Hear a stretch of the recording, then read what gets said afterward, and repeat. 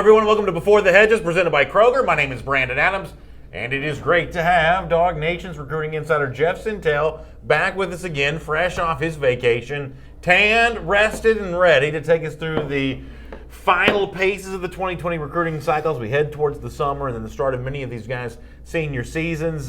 Jeff, welcome back to the program. People are dying to hear your perspective on some of the things that have happened with UGA recruiting while you're gone and some of the things that are about to happen now that you're back. I would say, you know that scene in The Matrix, Brandon, when Neo first hooks up to the Matrix and he tries to digest everything? Sure. Well, that was what it was like for me yesterday in the last maybe 36 hours since I've been stateside. I actually took a true, real vacation. I left the work laptop in the state of Georgia. It was such a long break from it that when I got back and I opened it up for the first time and I thought, what's my login password? I couldn't remember it. My watch was dead. And normally the Apple Watch will open your MacBook or whatever through Bluetooth. So I was like, that was a true vacation. But then it's funny, when you come back, you hook up to the Matrix and so many things are going on. So much stuff is going on. I was on the phone, maybe almost all the day, half the day yesterday, almost all the day today before we came in for the show. Just a lot to talk about. How about Rachel Watley-Terrell also checking in from Rome, Italy on her vacation as well. So, Rachel, we appreciate you watching Before the Hedges presented by Kroger here today. And let me kind of dive into, among the topics at hand, one of the big ones involves five-star running back Kendall Milton, who, as he made known recently on social media, he is planning to take his Georgia official visit this weekend, starting on June 14th. He put that out there on Twitter, as he has for each of his official visits thus far. How high are the stakes for Georgia with this visit, Jeff? Obviously, the G-Day visit on April 20th seemed to go well, but as I've been saying a lot on Dog Nation Daily as of late, in an attempt to be as fair and balanced as I possibly can, Georgia is not the only school right now that seemingly feels good about its relationship with Kendall Milton. Chief among the competition may be Ohio State, where there was a lot of buzz coming out of that visit to Columbus 2 weekends ago. Admittedly, for me, there hasn't been as much said about the visit that Milton took last weekend to LSU, but with Georgia getting its chance to host and impress this weekend, how high are these stakes? What exactly is on the line for the Dogs? Well, you kind of wonder maybe what Georgia can do with Milton, especially they got the parameters of a 48-hour official visit window. Now, folks, I think we shared on the forum, excuse me, maybe a day or so ago, that the Miltons are flying out to Georgia on Thursday morning.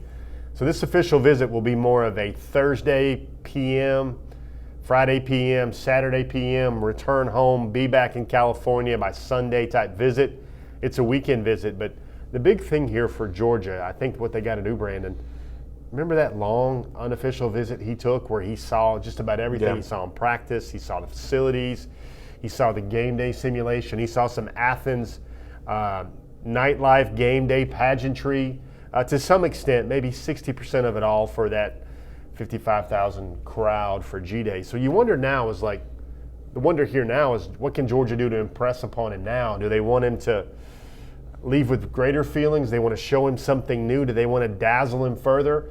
Or they want to leave him with still that same good feeling that he had when he left Athens in April? You know the Milton family pretty well. You've had a chance to speak with them. Do you get the sense that after this Georgia visit, the upcoming official visit to Alabama after that, and we'll have more on that in a moment, do you get a sense that the recruitment at that point in time will essentially be over and they'll be ready to make their decision? Or is the pitch from these four schools, Alabama, Georgia, LSU, Ohio State, is that going to extend beyond even this window of official visits that have been taken during the month of June? You know, Brandon, it's funny how recruiting works with these elite targets.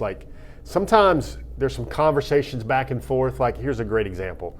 Let's say Georgia didn't show something maybe that Kendall Milton wanted to see on that last, I think it was 70-hour unofficial visit, and maybe they get tipped off or hear that maybe you could do this better, maybe you could show us a little more of that. Well, sometimes these families don't want them to show all their cards because that's how these tough choices separate themselves. Yeah. They don't want anybody to put white out on something that maybe not be a perfect picture for their school, because all these are going to be great. They want the distinctions between each school to just kind of appear and show up across all of these visits. the Alabama, the Ohio State, the LSU. LSU is really interesting because his good friend Elias Ricks is there. They've always dreamed about playing ball together. Of course, some of that can be said as well about the relationship he has with Paris Johnson Jr. in Ohio State. At the same time, and then the other thing with the Miltons and LSU is they have a lot of family in Baton Rouge in the state of Louisiana.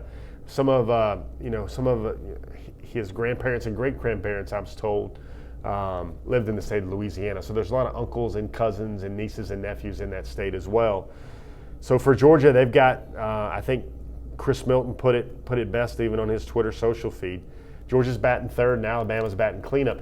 To be very direct to your point about Milton here, what I see happening is the Alabama official visit will take place, and then I think the soul searching, if we want to call it that, will happen with Milton, his family, and all of these schools. And one thing that's really a stark difference over the last maybe 4 or 5 weeks with Kendall Milton, his decision, is he has put his foot on the gas. There was a part of his process where he told me and his father told me that they wanted to take a couple officials in the fall, figure things out. Now it's been ramped up where Team Milton wants to get this done, hopefully, before the start of his senior year. In just a moment, we're going to look to see how Kendall Milton fits into the perspective for top targets for Georgia in the class of 2020. And the other running back that could show up on that list as well is 5-star running back Zachary Evans. And James Crump cuts right to the quick in the Facebook comments section saying, Jeff, what is the percentage chance that Georgia signs both Milton and Evans? It looks to me that's the push that Georgia's trying to make. Remains to be seen if it could be successful. So I'll ask you James's question. What is your percentage that Georgia could pull the double play here with the 2 5-star running backs? Well, I don't do percentages. I think that's kind of dabbling in amateur hour with a lot of these things, especially with blanks that haven't been filled in yet for Zachary Evans and Kendall Milton. Here's what I will say about that to give some respect to that question. I think the chances of the 2-pack, the 10-star backfield, as what some may could call it, I think those have lessened over the last 2 weeks in terms of getting both of them. And what I mean right there is I'm speaking specifically with Zachary Evans. Alabama has made itself a major player in the Zachary Evans recruitment by offering and accepting the commitment from his high school teammates. So maybe we'll talk more about that in a moment, because while you're the expert, I have a little different perspective on the Dameon Pierce commitment that Alabama just took, but we'll do that coming up in a moment. For now, let's see where Evans, Milton, and the rest of this crop of guys belong in Georgia's top targets for the class of 2020. Milton for a long time was number 1 on this list, but he's not number 1 right now. It's the 5-star cornerback Keely Ringo who shows up number 1 on our list for top targets for the class of 2020. And Ringo, speaking of announcements, also kind of teased an announcement of his own on Twitter recently, saying that on June 27th, he's ready to drop his top 5. Now, I joked about this, Jeff, on Dog Nation Daily today, that June 27th is a date that's been good to UGA in the recruiting world before. That's when Zamir White made his commitment on his mom's birthday. I don't know. I'm almost 100% sure, obviously, Georgia will be among Ringo's finalists. I'm not sure what the Zamir White news means, though, in terms of Georgia's ultimate pursuit of Keely Ringo, but I would be shocked if Georgia was not among those finalists for Mr. Ringo. Would you do a cartwheel right here in this studio if I told you that Keely Ringo's mother's birthday was June 27th? Is that right? No, it's not. Oh, I started to say, boy, you're talking about a little bit of symmetry going on there. Yeah. That'd be a nice thing to know. Yeah, with Ringo, he's just there because it's mutual attention, it's mutual affection, we can call it that. And Ringo is just a rare specimen. I think Ringo's when everybody had those, star-crossed eyes for a lot of cornerbacks that Georgia has recruited over the last couple of years, Tyreek Stevenson, Tyson Campbell, this is the guy. This is the dude.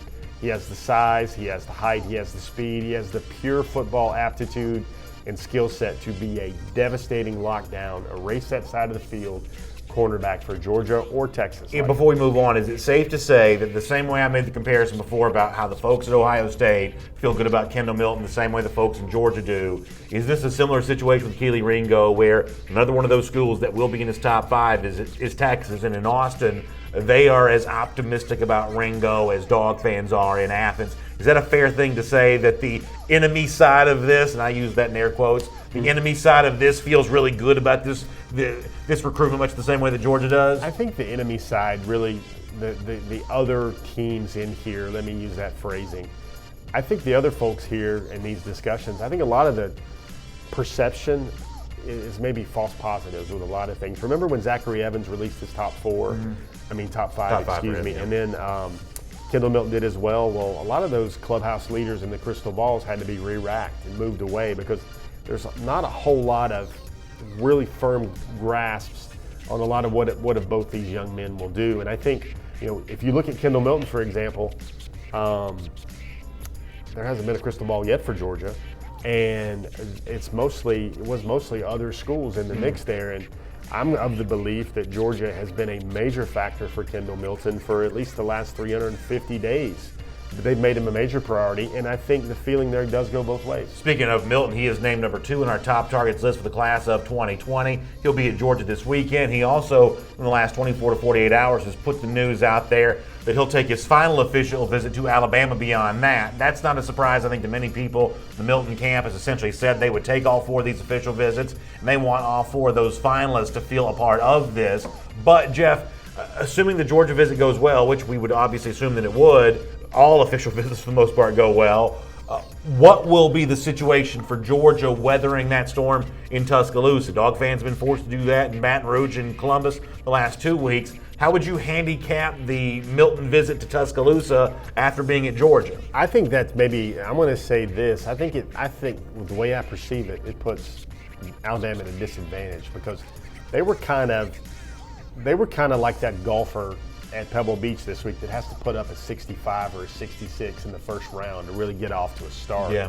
And now the good juju and the good vibes that Kendall Milton has acquired from LSU, Ohio State, and Georgia, and let's face it, that's what most of the world thinks. He's going to end up at one of those 3 schools. He's going to have to compete with a lot of that momentum there, which I think is frankly very interesting. And then you've got the tweet.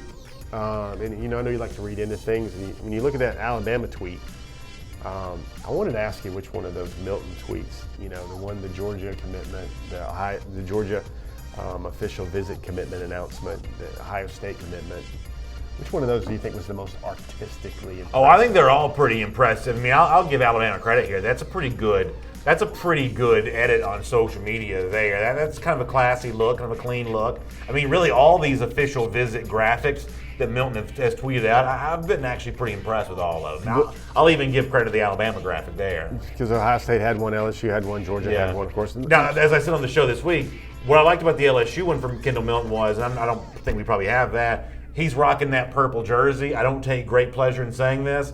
That purple and gold combination for LSU is a clean-looking uniform. Clean, folks. It is. You young folks out there, when Brandon drops a clean on there, man, that's like some Dapper Dandy hair gel to me or whatever. I do like the purple jersey for LSU. Dapper Dan. I think if we ever got in a discussion about uniforms, I think the cleanliness or the freshness of the LSU purple-gold mix might only be rivaled by the UCLA Bruins and what they do with their classic look there as well. But one other thing, can we pull back up the Alabama commitment, official visit commitment edit?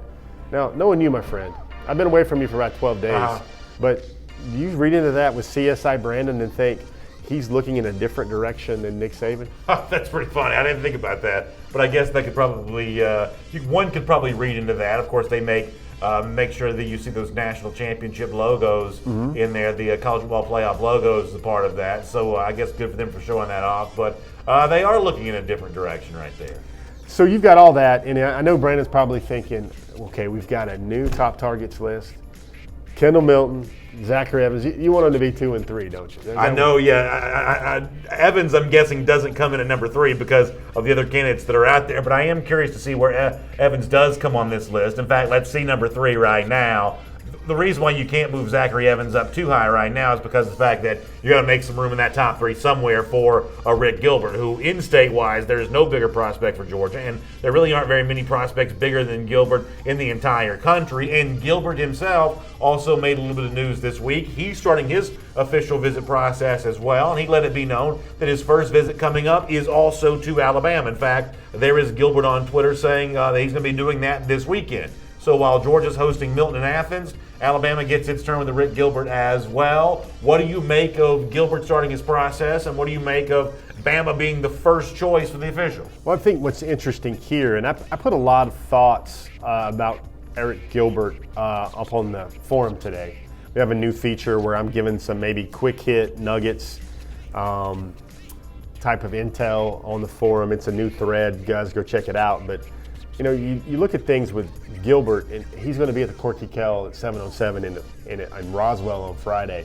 That thing usually lasts until 7 o'clock whatsoever. Yeah. So I don't know if he'll even get to Alabama for his official visit until way late, the beginning of that. So it'd be an all-day Saturday, all-day Sunday type thing. And, Gilbert's a guy I put there in our little bit or little missive today about Gilbert. He's a guy that keeps to himself. He really just wants to be a kid. Now all this recruiting attention that comes his way kind of goes against the grain with that right there. But not really big into the social media, the tweets, the DMs, the texts back and forth with coaches. Alabama is a school that most do not figure will eventually figure into things with Gilbert, but they've just been an up there school with him for quite some time. VTW on YouTube says we pretty much already got a Rick Gilbert, so he's not sweating that Alabama visit as all. James Crump asked about Jordan Birch in the Facebook comment section. Let's see if he shows up next as our top target number 4 on the list here this week, and indeed he does, out of Columbia, South Carolina. Little bit of news with one of Birch's high school teammates, Alex Huntley, committing to South Carolina, so the Columbia connection worked well for Muschamp there, but it remains to be seen if the in-town pull for South Carolina works with Jordan Birch. George has also added some defensive linemen as of late. Where do you think things stand with the Dogs and Birch as of right now? I think Birch is still a major target. I know most Dog Nation fans I hear from and interact with on our forum and on Twitter, Brandon, they kind of want to see Georgia's defensive line class kind of be like 2 fire-breathing dragons in Jalen Carter, and then a guy like Jordan Birch, 2 clear, upper-level, 5-star ability type guys, national elite type guys. And since we've last spoken, I believe this is new since you've been gone. Jordan Birch is now the composite number 1 player in the country. Yeah, it keeps going back and forth because different schools have re-rated him. If you look at the pure 24/7 sports rating, I saw that the other day. Breezy is still number 1, I think, and DJ Ungale is at number 3. Zachary Evans is kind of way down there on the list. I think he barely makes the top 10 for 24/7 sports. But Birch is a guy, I know a lot of people note his versatility. He can be a D-end, he can be a D tackle, he can do a lot of things, but it's been an unlikely 5-star. I kind of feel that eventually Clemson is going to be a big thorn for Georgia in there with that. And I don't know if eventually the final 2 might be Georgia and Clemson rather than the Georgia and South Carolina. Yeah, that should be very, very interesting to see. Now we're up to name number 5 on our top targets list. Is this the one where the other running back comes in? Let's see. It is indeed 5-star running back Zachary Evans. He's out of Houston, Texas. And Jeff, I thought it was very interesting this week. After Josh Braun made his commitment to Georgia, you got a number of guys, including Akiola Ogunbi, when they reached out to mention the Braun commitment, they made sure to tag both Kendall Milton and Zachary Evans. So the idea of can it be pulled? Can you get both big running backs? Well, at least a couple Georgia offensive linemen, including Ogunbi on Twitter, made it be known that he was trying to reach out to Milton and Evans as well. And if you don't mind, J.J. McMillan on our Facebook comment section a moment ago says when it comes to so-called package deals, like the one that many in the recruiting community think Alabama might be able to put together with Evans and Damian Pierce, who Jeff mentioned, a high school teammate of Evans there at North Shore in Houston. J.J. says in the Facebook comment section that he doesn't really think these things materialize all that much. You can look back as recently as last year when Florida offered the brother of Trey Sanders, Umstead Sanders, a preferred walk-on, yet Sanders ended up at Alabama. That these things kind of always don't really work out. I mean, Jeff, I'll tell you what I've said a number of times on broadcasts like this, that Alabama taking the commitment of Pierce, to me, shows a sense of desperation with Zachary Evans and a weaker position than a program like, say, Georgia or others that simply would not have to do that to be in the mix for Evans. So here's something maybe I can expand your brain about a little bit with Damian George. I know you got that old Florida running back out of Bainbridge in your head a little bit. What did I call him? Damian Pierce. Oh, excuse me. Yeah. And I know you. Pardon me. I know you don't want to confuse anybody with a Gator knowing pardon you. Me. Here's something interesting about Mr. George. Now, everybody knows last year Alabama signed Amari Kite, Pierce Quick, Evan Neal. They went bonkers on tackles. They got 3 top 12 tackles in their 2019 class. Here's what, when you study Alabama's 2020 recruiting commitments right now, oddly enough, with the guy that, some could harshly look at this as the add-in scholarship or what you have to do to create a package to get Zachary Evans. Do you know right now Damian George is the highest rated offensive line commitment for Alabama in 2020? Yeah. says something a lot about what Alabama has. And It says 5-star running back. You shouldn't want to go there. They did. I'm going to balance that out by saying they did do well last year, Yeah. but Georgia also did well last year with guys like Xavier Truss, Warren McClendon, Clay Webb on the offensive line front. But Evans is going to visit Georgia either on an official or on the sly, or he'll come over for the Rivals 5-Star Challenge in Atlanta. And lots of times what guys do is when they take the trip over to Atlanta, they squeeze in a way to get over to Athens and for an unofficial visit. I think Cedric Von Prawn might be doing that later this month as well. But with George, that's their best offensive line commitment. And let's face it, a lot of schools in the SEC have heard about that where, hey, Evans and George want to play together. If you want to get a leg up on this twosome, offer them both, show them both the love. And that love was never there. And yet you have George, who now sits as the 3-star. I think he comes in as the number 36 tackle in the country. Yeah. Tate Ratledge, Broderick Jones, Akinola Ngunbi, Joshua Braun now. Be interesting to see when Zachary Evans slips his way into Athens, Georgia, even if he might find a way to do sometime this weekend, which I wouldn't put it out of the realm of possibility that he might find his way to Georgia when both of those bookend offensive tackles are there, kind of on the sly. But with Evans and Milton, when you look at Georgia's offensive line, I think the term great wall, used a lot, it's clever, it's catchy. Those are some big human beings that are going to be blocking for those dudes. Yeah, that's certainly true. Let's look at some more names on our list here. We'll rock and roll here. Number 6 in our top targets list for the class of 2020. About time we got to the name Darnell Washington out of Las Vegas. Some Georgia coaches, I guess, recently at a satellite camp out there at UNLV. I'm sure that they probably try to use that opportunity to get a little FaceTime with Washington as well. And speaking of FaceTime with Washington, one of Georgia's best recruiters for the class of 2020 has been the 5-star linebacker commit, M.J. Sherman. And Sherman also reached out to Washington here a little bit as well, saying that we'll give you the work you want every day. Basically saying, come to Georgia, you're going to get pushed there. You love this from Sherman if you're a UGA fan. He does not relent with these top guys. And it seems like Georgia, much the same way we got 2 running backs on this list, both Washington and Gilbert are highly coveted tight ends for the Dogs right now. Yeah, one thing to think about there, a bunch of things mushroom in my brain right now with Washington and this list and what we're talking about right here. You see that Mikhail Sherman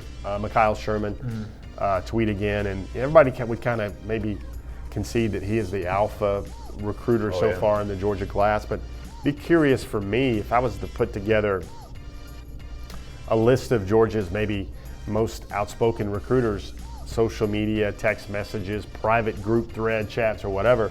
Yeah, Mr. Sherman is Mr. Sherman, but Tate Ratledge is becoming a guy. He really is. He's going to be a guy that's going to take a back-to-back trip to Georgia this weekend for another unofficial, just so he can make sure Kendall Milton is really comfortable walking around Athens and running behind him or walking behind him at all times. I mean, it'd be a pretty fun little game if Braun and Ratledge would block out the sun walking in front of him when he's in Athens this weekend.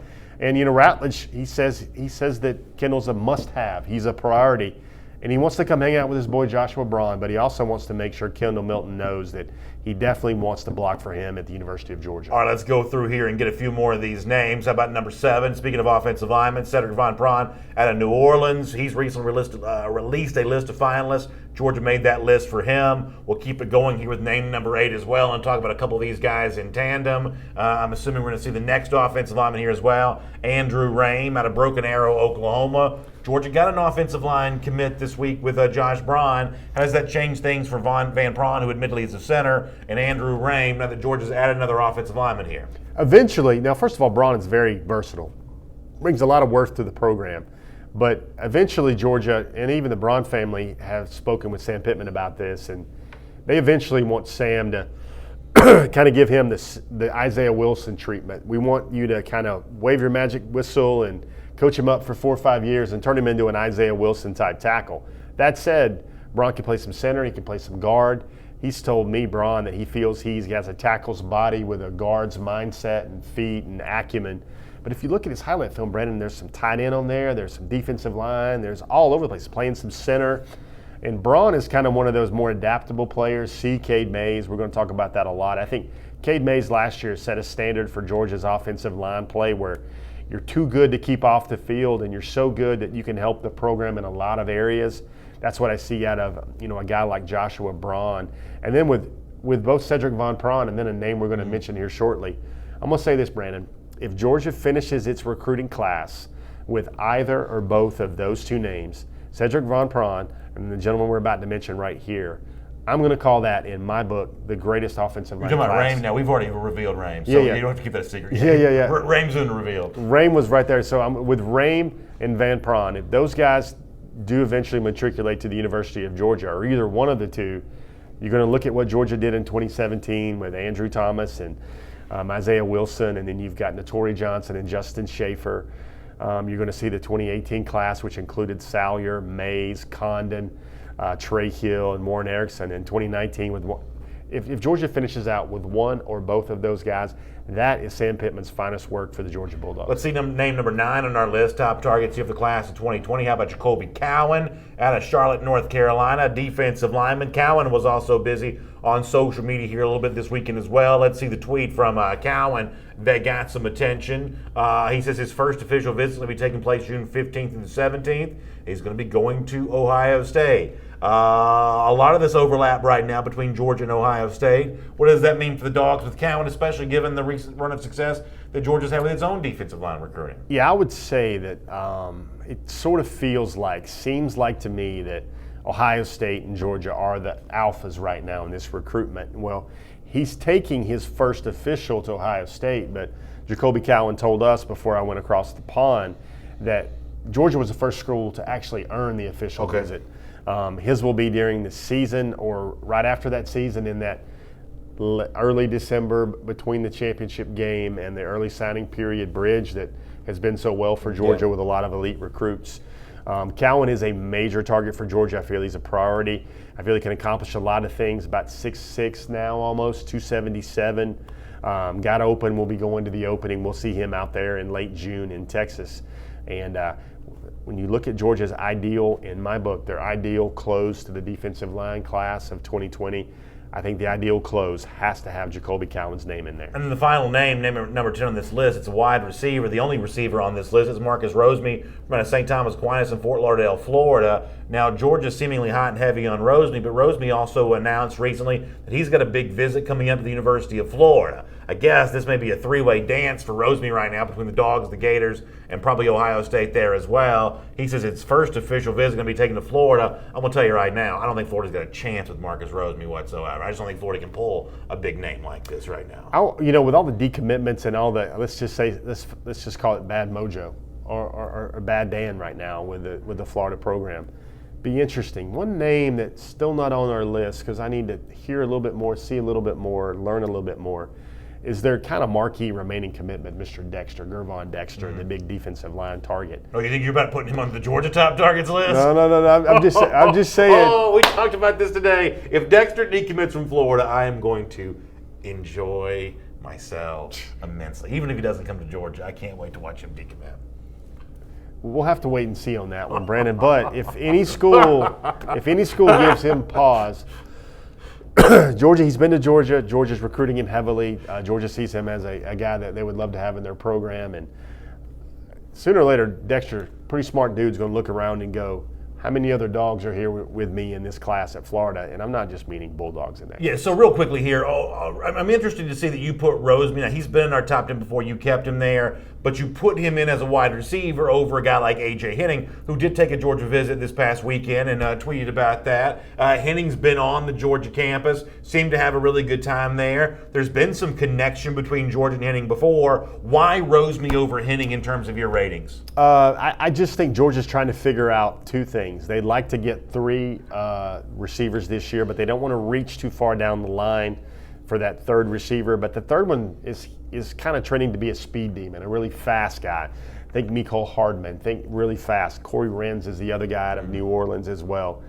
Henning's a really fast guy. He's going to take an official visit to Michigan, I believe, this weekend. He's already been to Notre Dame and Georgia.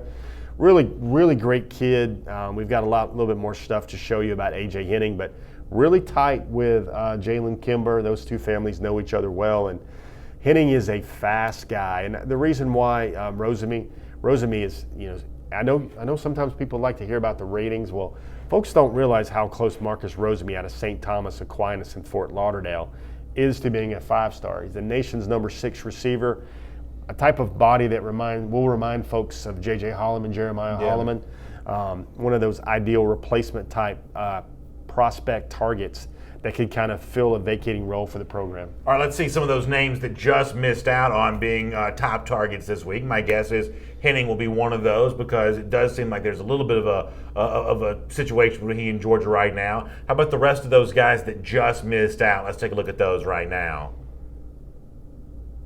So obviously A.J. Hennings, one of the names that could come up there.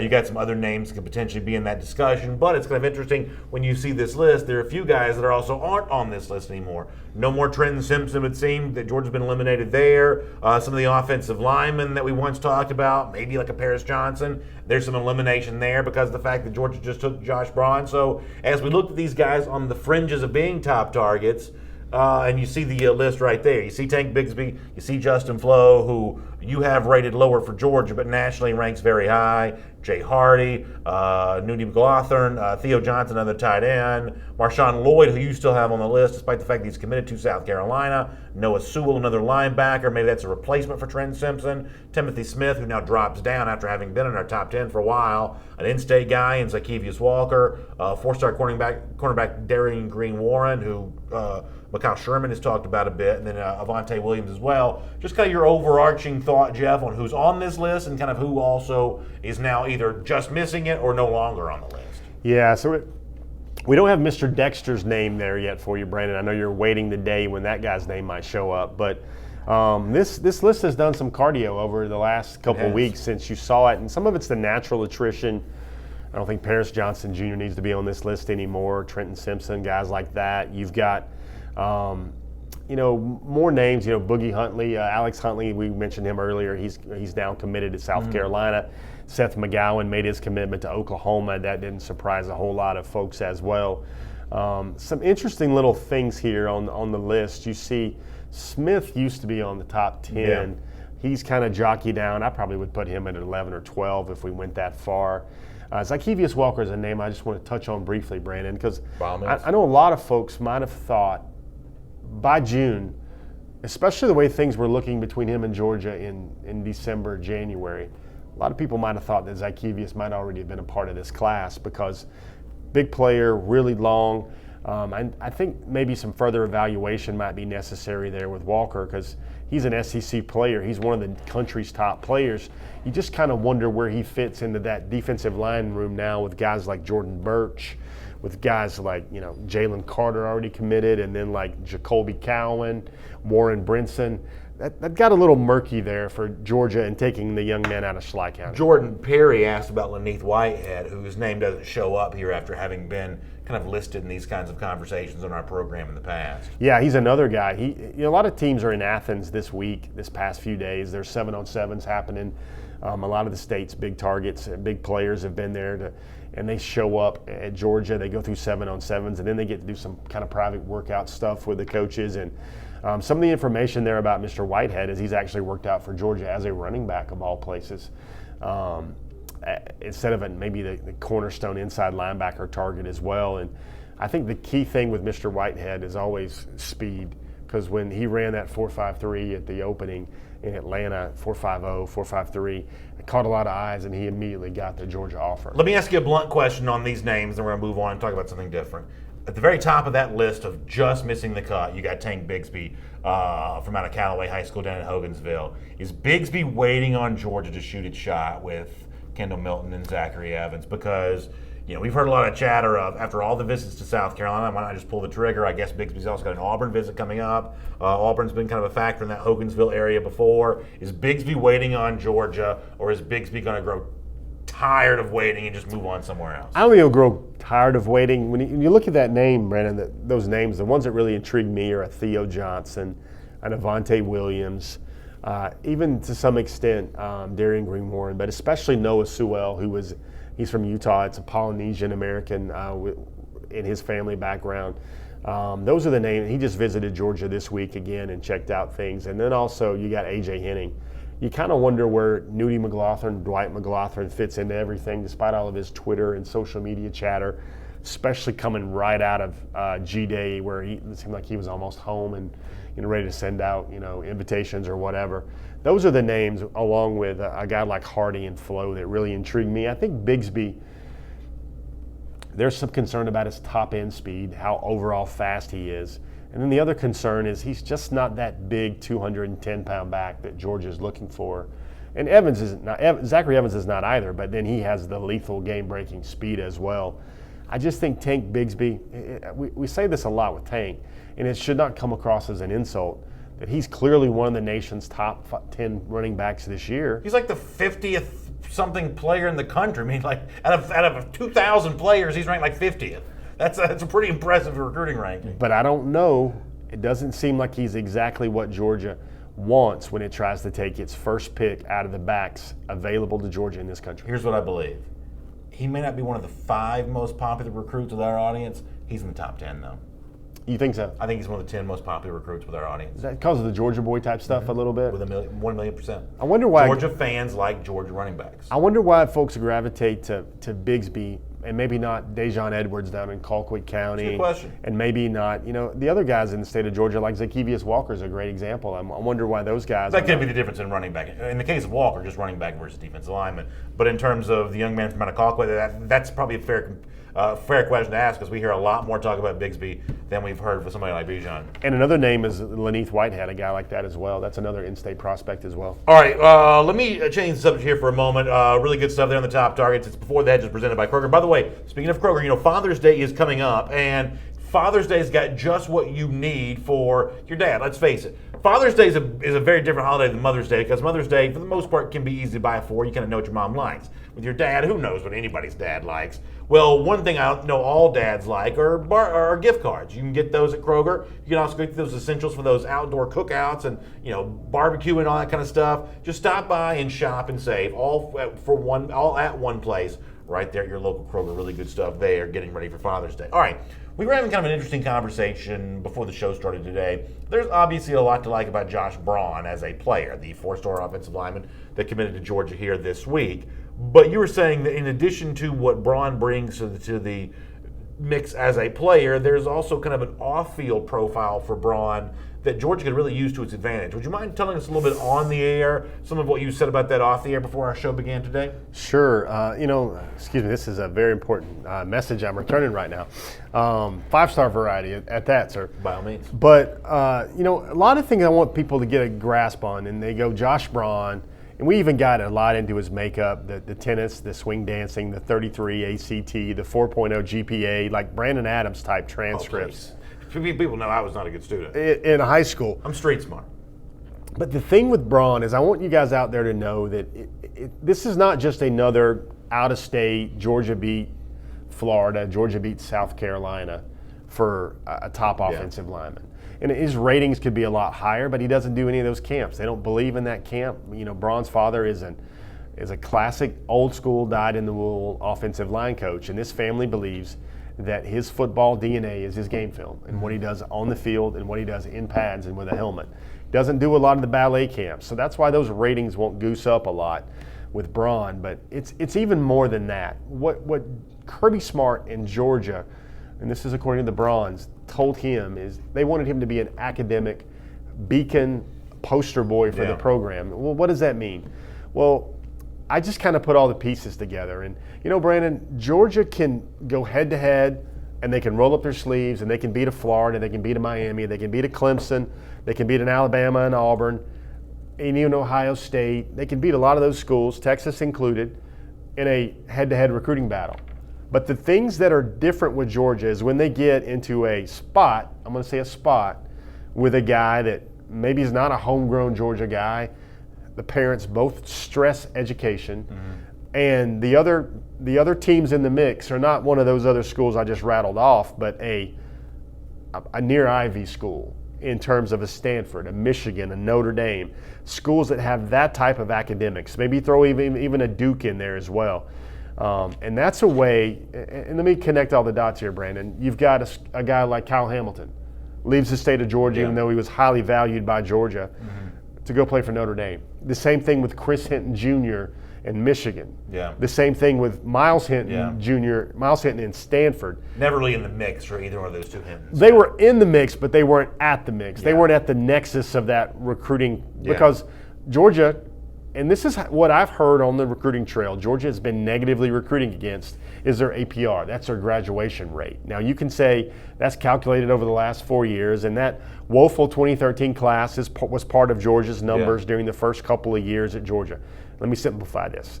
When a player signs with Georgia and doesn't graduate from Georgia, doesn't get his degree from Georgia, that affects the APR. Even that young man graduates from a different school. Correct. So when families that value education, they look at the numbers and they saw that Georgia's number was somewhere around the 60s when guys like even Derek Allen, who chose Notre Dame as well, they wanted to see better grades, better academic performances from the University of Georgia.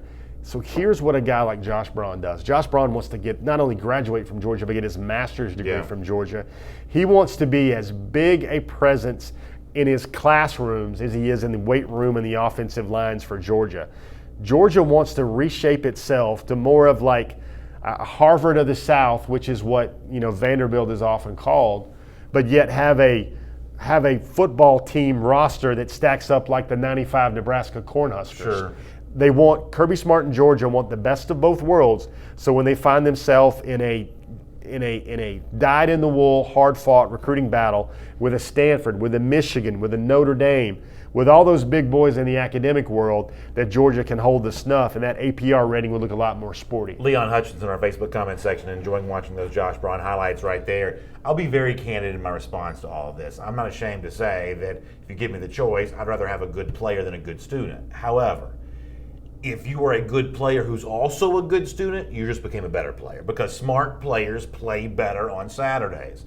And one of the things that I do like as a fan of Georgia is the fact they are pursuing these top-flight players who also have the academic credentials. Now, listen, it's not a bad thing to have good students, but ultimately that benefits you on the field as well because smart players don't make dumb decisions. Well, and here's the way I look at this, Brandon, and I've looked at this for a while. I kind of look, and I kind of go back to my college years, even though that's way, way in the rear view now, is you should look at your time as a pie chart. And, somebody simply could say, okay, Jeff and Brandon, we get it. Smart players remember the plays. They don't run the wrong way. They don't bust their assignments. Well, it's more than that, Brandon. If you're smart and you pick up installs really fast, a guy like Carson Beck's already doing that great now with what he's trying to notice in the Georgia offense during his recent camp visit. When you pick up things quickly, you don't need to spend as much time in the film room. Mm-hmm. You don't need to spend as much time going over the concepts. When you're smart in the classroom, you don't need as much time with tutoring. You don't need as much time with staying on your grades. You don't need as much time as studying. If you're not a great student, the academic slice of that pie chart becomes bigger. It leaves you less time for treatment, less time for social life whenever you get it, but also less time for rehab, workouts, film study, not on your game, but your opponent's game to become a better football player.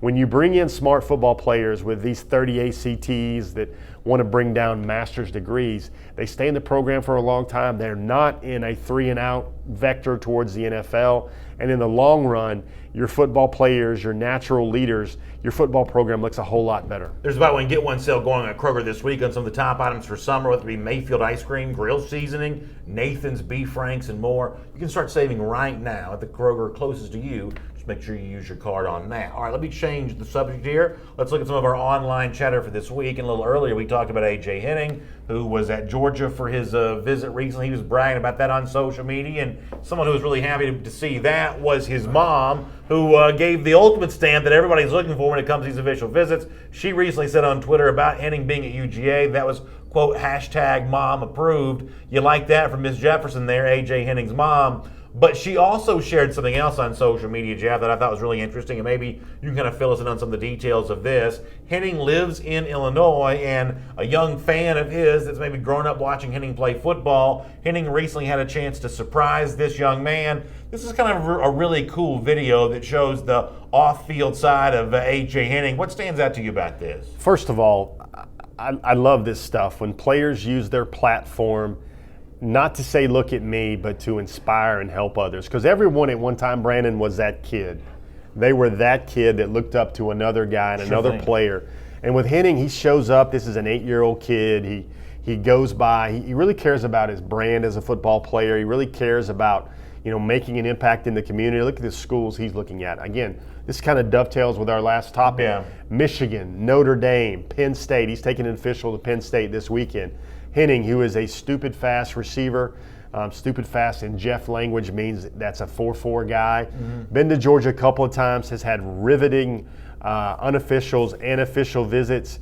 I've been told coming out of the Henning camp for a long time that just feels things are different at Georgia compared to everywhere else. And you and I were talking earlier, you like to toe tag a recruitment that's not going in the right direction.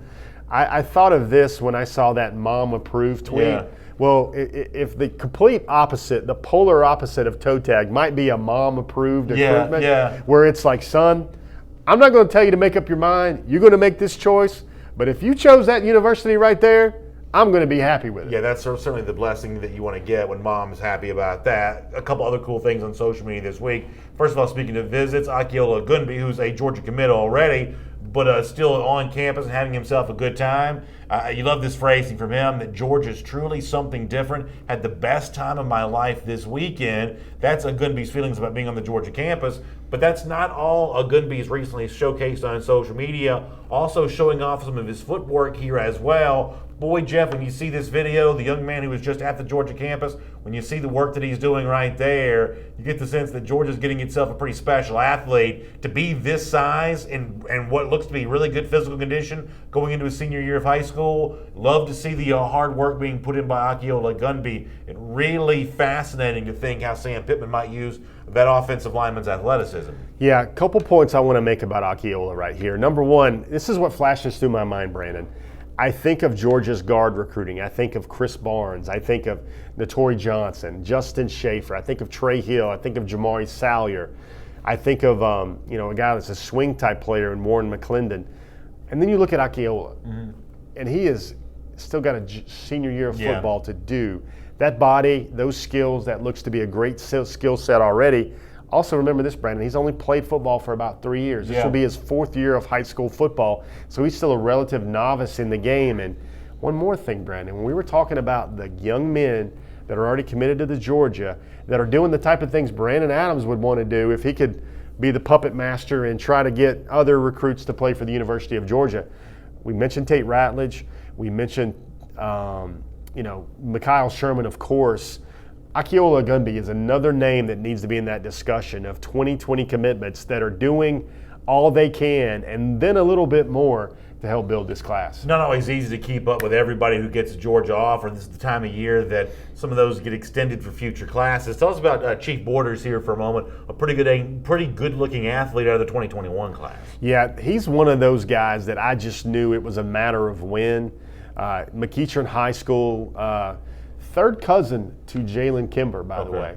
There's a lot of connection with these Texas guys in here. Even when you looked at that Akiola Gunby tweet with him and the best time of his life there, if you look at the second picture, not the Tate Ratledge picture, Latrell Neville, a highly rated 2021 wide receiver, was also there. Yeah. Those two boys, that number 7 right there, folks, look really closely, are very tight. That's a 6'3", going to be an eventual top 5, top 8, top 10 receiver in the 2021 class. But going back to Chief Borders now, this kid, 6'4", 228, outside linebacker. Dan Lanning has offered him. He's laid hands on him. Now, when Chief Borders goes to these camps, he sometimes works as a wide receiver. Yeah. He sometimes works as a tight end. He sometimes works as an outside linebacker. Well, Georgia gave him the eye test this weekend, and Chief's already been to Georgia more than anywhere else. I think he's been to Georgia over 10 times. He went to at least 4 games last year. When he got this offer, he told me he hasn't stopped smiling since the offer. And this is a kid who has great goals, great dreams, great aspirations. You'll read about him on DogNation.com very shortly. Mr. Borders here is a guy that also fits into that new template for a Georgia football player. Brandon, he wants to be a pediatrician one day. Okay. He has a 3.9 GPA right now already in high school. He's about using the game to get to his life goals and not just a football career goal. And you start thinking about these 2021s and who could be the first 2021 commitment to the University of Georgia. Chief Borders is a guy, has a lot of friends on the Georgia football team. Julian Rochester, Nolan Smith, Tyler Simmons. Feels very comfortable with that fit now in Athens. And I think in the long game here, I don't know how long Chief's going to take this thing, but I think there's only schools like Alabama and Clemson that can compare with the Georgia offer in his eyes right now. All right, that's very interesting to think. Really good stuff to share there. All right, last week here on Before the Hedges, presented by Kroger, Connor Riley sat in your chair and he did your job. He came up with six-pack questions. I think it's fair to say that Connor's six-pack questions were mostly well received by the audience. Do you feel any additional pressure getting back in the saddle again after Connor was? I think the critics treated him kindly last week for his six-pack performance. I wonder, did he keep your batting average below 400? Yeah, I don't remember how many I got right or wrong. I probably got about the same number I always do. But Connor, can we go to the scorecard on that one right there? 3 of 6. That's about what I would normally do. Yeah. 5. Oh, about what you would normally do. I like Yeah. that. I like that right there. Connor's he's this utility player, man. And I knew Connor could step in and do Sure the thing. job. And let's face it, guys, it is very hard work to try and stump this man right here. But the floor is yours to attempt to do that today, and everybody else will be invited to play along here as well. All right.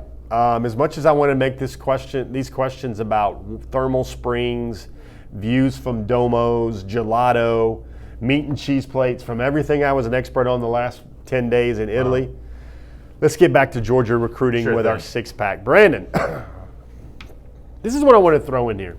Going to eventually write a story about this, about the weird things that happen as a recruit and on the trail. Well, we're off to a rip-roaring start here. Which one of these tasks is not something some college coaches have used to evaluate their targets? How fast they can order dinner or lunch off a menu. Okay. How far they can throw the ball straight up in the air. Okay. The side of the ball they start with while diagramming a play on the chalkboard. How far they can throw the football underneath the goalpost from the 10-yard line. Which one of these guys, and everybody get in on this one at home, which one of these is not something that I've heard a college coach do to evaluate their targets at quarterback? Okay, so I'm going to assume that this is the one throwing it straight up in the air, because I think you get a better judge of arm strength if you're throwing it underneath the goalpost, because you can't put any arch in the ball, right? So this is a little bit like the baseball drill where when you throw it from the outfield, if it bounces straight up in the air, you've got no arm strength, but if it kind of skips towards the target, it shows a little bit more arm strength. I know a little something about that, so I'm going to assume this is similar to that. I think that ordering off the menu quickly is probably something that some coaches would like. And there's also a case to be made for locking on a target too early being a problem in the football field. But I'm guessing a lot of coaches probably like the early order. So I'm going to say throwing straight up vertically, that doesn't even seem like it'd be good for your elbow. So I'm going to say that's not something that coaches do. Well, let's see what Dog Nation YouTube has to say on this one, my friend. Obviously, which side of the ball they start with diagramming a play. Obviously, we know the tendencies for left-handed and right-handed quarterbacks. So let's see what people are saying over here on Facebook here. For Mark Godfrey, Joel Moody, Ace Cranford, all saying B. Everybody's saying B. Okay, so everybody agrees with me. How far they can throw the ball straight up in the air. I'm no orthopedist. I'm going to assume that's not good for your arm. Dog Nation YouTube has got some Z's, some E's, some C's, lots of things. Nikki BR01 kind of weighing in with me on the B as well. Robbie McCullough is as well. Crystal Chrissy has B. B73 has A. Everybody says B, yeah. Let's go to this answer. The answer, Brandon, unfortunately, got to buzz you. Okay. That has been done throughout the ages. Maybe not the last 5 to 10 years. I don't want my quarterbacks running the ball straight in the air. Here's a little known fact. They measured Steve Bartkowski's arm way back at Cal. Everybody knows, you should know Steve Bartkowski. Golden pole. He threw a ball 100 yards straight up in the air as a measure of his arm strength. Man, I don't care about that. What are we going to play football in outer space? I don't care how high you can throw the ball. I want you to throw it this way. First of all, do they have an altimeter on the ball? How do they know they have to throw it over the top of a building? That's not good for your arm. It's not good for your arm. I agree it's a health risk, but like all that other stuff, the menu stuff, Brandon, they want quarterbacks to make quick, decisive decisions. They do. They want their quarterbacks to Be able to throw. That's one of the most interesting ones to me is they put them on the 10-yard line and ask them to throw the ball without an arc in it because that's what it's going to have to do to have it go under the goalpost. Yeah. And that's what my football is. Mm-hmm. And here's how they measure it. How many yards past the goalpost the ball went. Yeah. And so when coaches are basically throwing with no arc, just straight ahead. So when coaches are trying to figure out, do we like the number 4 quarterback, the kid from Iowa, the kid from Oklahoma, the kid from Mississippi, we like the best?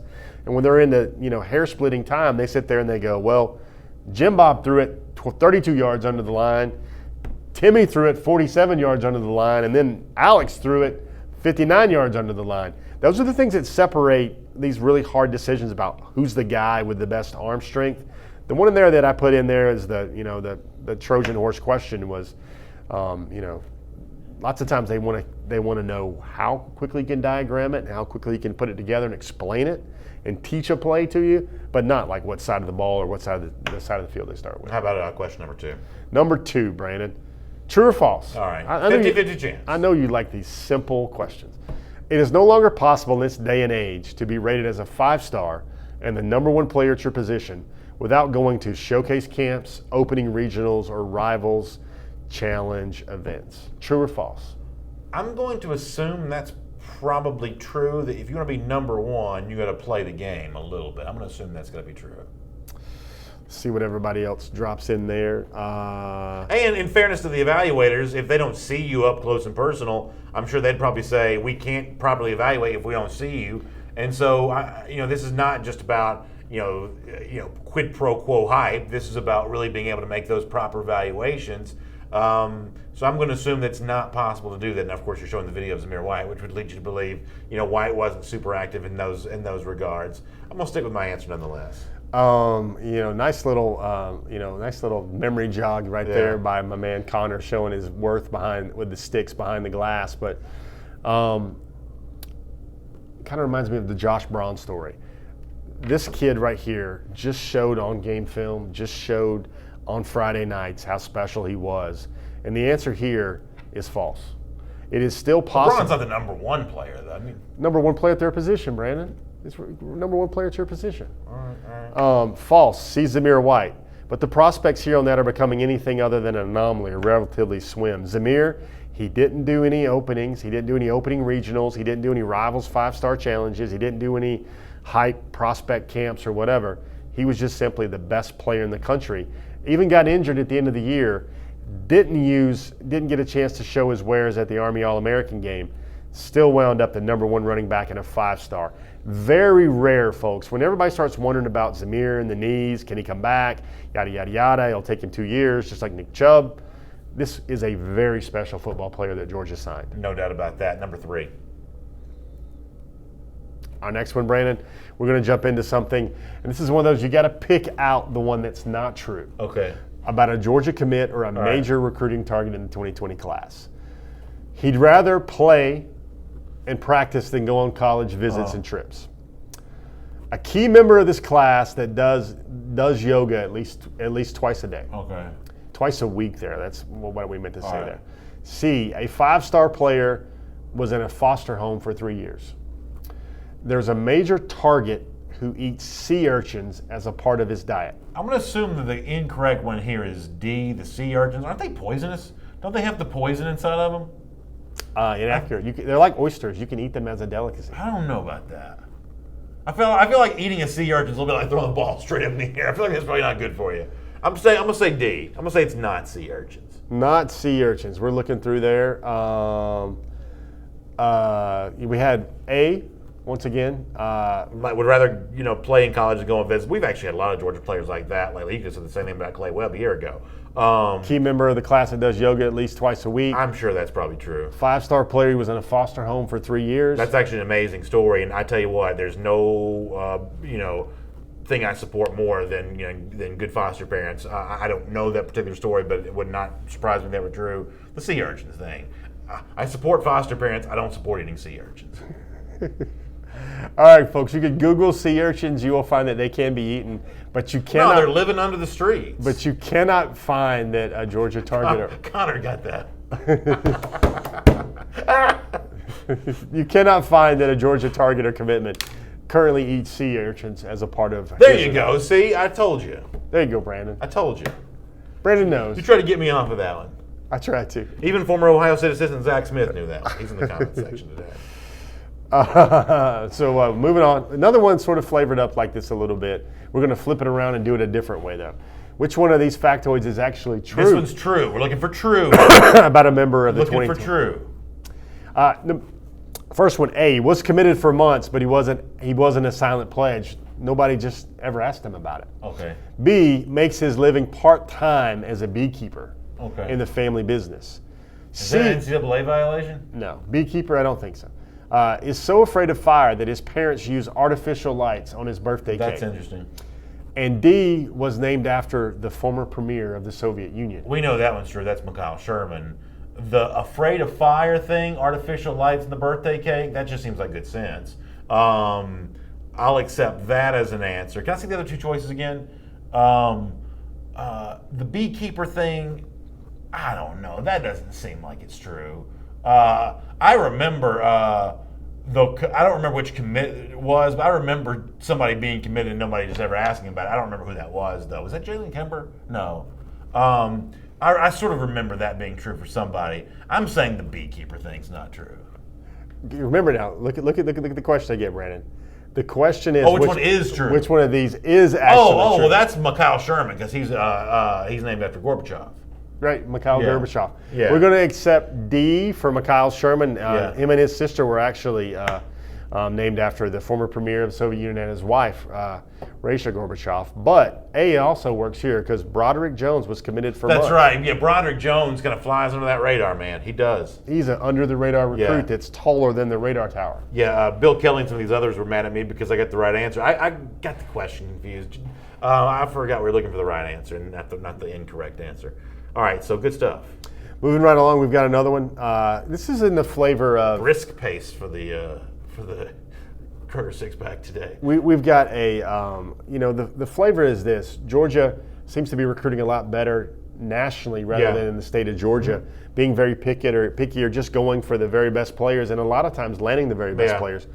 Which member of the staff has been the primary recruiter for most of the top 10 signees from the state of Georgia? And when I mean, Brandon, by top 10, you mean national top 10 signees at their position. Which one of the Georgia staff has signed the most players from the state? Georgia. Oh, you mean like Georgians in the top 10 of their position? Correct. Not top 10s from Georgia. Right, correct. Okay. Which one of the staff has been the primary recruiter for Georgia, that Georgia homegrowns that Georgia signed, that were a top 10 player at their position? I'm just going to say the elite guy that I'm defining there as a top 10 guy. This is a good question. I have no idea. You got some heavyweights in there, man. Yeah, I have no idea. Shane Bentley says, B. I mean, McGee was definitely in on Justin Fields. That's a top 10 in his position. A lot of these running backs have been out-of-state guys, though. What are they saying on Facebook here? I honestly don't know the answer to this. Wyatt Fielding says D. Glenn Schumann. A lot of linebackers recently, although Marshall was from Georgia, but Ryan Davis was not. N'Kobe Dean obviously was not. Philip Jordan Wells says Pit Boss. Bobby Leathers says Dell. I feel like there's not enough running backs from Georgia to be that. Pittman would make sense. Was Trey Scott the primary recruiter for Trayvon Walker? Let me help you fill in the little blanks. I won't give you the answer, but I'm just going to goose you down the road a little bit. Dell McGee has been a primary recruiter for the backs, but also most of the players in the metro Atlanta area. You know, guys around, Marietta High School, guys around. You mentioned Justin Fields. He's the primary recruiter for, remember Elijah Holyfield way back in the day. Elijah Holyfield was a top 5 running back in the nation as well. All right, then I say Del McGee. But then you look through the door. I'm gonna color in between the lines here, Brandon. And then you got Sam Pittman, man, Torrey Johnson. You got Andrew Thomas. Yeah. You got Jamari Sawyer. You got Trey Hill. Keep it on that list. There's a couple of those early recruits. Kirby Smart was actually the primary recruiter for most notably Richard LeCount. Richard LeCount committed to Georgia before Kirby even had his full staff put together. You got Trey Scott down there. I know you have your own opinion about that one so far. Maybe checking in about another year or two on Trey Scott. But then you've also got Glenn Schumann. You got to think about linebackers like Nate McBride, Trezman Marshall. Glenn Schumann was also the primary for the Savannah area for a lot of those guys as well. So Those are your answers. We've McGee. talked them all up. I'll say Del McGee. In all fairness, Pittman. All right, there you go. So I had the right answer, and then you talked me out of it. It's Pittman. He has signed 6 of those guys. Del McGee has signed 4. Yeah, James Crump says Jeff's trying to throw interference. He was. I had the right answer. Jeff talked me out of it, and then juked me back around to the answer that I initially said. What question is that? That's number 5. We got one more. Number 6. Let's revisit that famed 2018 recruiting class. By all means. Which school would be the new number 1 in a re-ranking after the departure of Fields and Ford, and what spot would UGA fall to? Why are we doing this? Sometimes the 6th question has to happen fast, Brandon. So I'm assuming Ohio State goes to number 1. I guess you also have to subtract Najab Joseph from that as well. So given that, I'm going to say that Ohio State goes to number 1. Georgia probably falls number 3. Is that fair to say? Got an answer on there, sir. That's what I said. Ohio State number 3. Yeah, I think it's C. Probably go to number 3. The correct answer. It's State number 2 then. Okay. Georgia goes to number 2. So even after losing Ford and Fields, they stay. Their number becomes a 314. I think Ohio State had 317, but then when you add Fields to Ohio State, that makes an even bigger gap. Yeah. And then you have Texas and Southern Cal right below them. But I think it's a very, I know you looked at that question and kind of thought, why are we visiting old news, Jeff? When you can take a top 50 tight end and the number 2 overall player out of that class and still have the nation's number 2 and look, class. they played at Georgia. I mean, it's not like, Georgia got nothing out of them. They played at Georgia. So, I mean, to me, it's not really even fair to subtract them from the class. I just kind of look at it. Everybody's going to be talking about Georgia over the next 2 years, Yeah. and they're going to say Georgia had the number 1 recruiting class in 2018. What do they have to show for it? What have they done with all those players? Well, you have a fair point about Fields. He helped in the destruction of UMass. He helped it. Well, he just was here. He just lost. I mean, He just long time. He competed for the job and he didn't win it. But it's not like Georgia didn't get the use out of him. Had he won the job, he'd still be here. But they won't have the use out of him when this class will be Yeah. judged in the 2021 and 2020 playoffs and everything else like that. Yeah, that's probably true. All right, good stuff there with the 6-pack each week here on Before the Hedges presented by Kroger. Now, speaking of Kroger, we'll give away a $50 Kroger How About Them Groceries gift card. We'll do so by putting 5 minutes on the clock and taking as many questions and comments we can over the course of the next 5 minutes. We'll get that started right now. Billy Mathis had a good question in our Facebook comment section. How in it is Georgia for B.J. Ojulari right now to go along with his brother Aziz, who's already on campus? That's very interesting. If you wonder what happens with Georgia, do they keep going down the linebacker board? First of all, I'm a huge B.J. Ojulari fan. I think he's probably, if I had to put out if I ever did ratings of the best 25 players to come out of the state of Georgia in the last 3 or 4 years, B.J. Ojulari would definitely be on that list for me. Just right now, he's an outside linebacker, Brandon, and Georgia has stacked up guys like Cord Wood.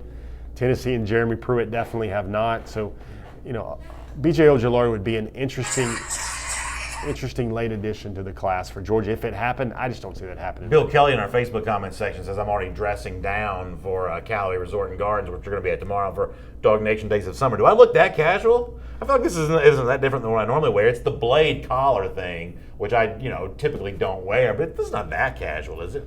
Looks pretty casual. You're a casual fellow, though, man. You make everything look casual, man. I don't know. I didn't think it was that casual. You got a bladed Tiger Woods collar on. Yeah. The blade collar is not my thing. I'm kind of the classic, collared style, but that's what I have on today. Chuck in the Facebook comment section. I can't remember what his last name was. I can't read my own handwriting. He asked this question. I think this is a good one. Is Zach Evans a realistic landing spot? Is Georgia a realistic landing spot for Zach Evans? Take Kendall Milton completely out of this. Is the connection between Georgia and Zach Evans realistic right now? Georgia's in his top 5. They're going to get more visits. They offer him the ability to play in the SEC with a vacating depth chart of elite talent at running back for the position. And both Milton and Evans want to come in and be not the starter, but grab number 2, number 3 reps right away, which they probably should look for given their talent base.